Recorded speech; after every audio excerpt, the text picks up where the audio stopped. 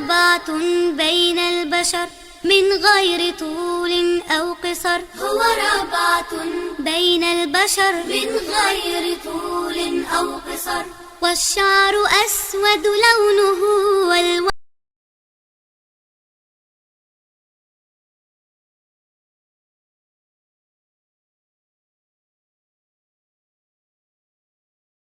Translation 101.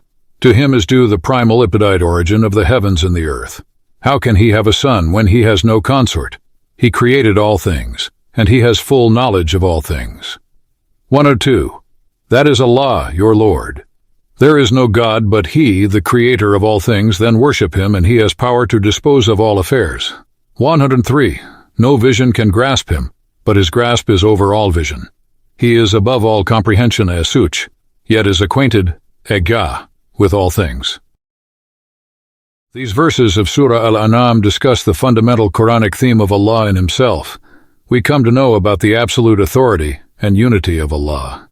He does not have partners, and the entire universe is the creation of His will and design. Main theme. It further describes that God is beyond human comprehension.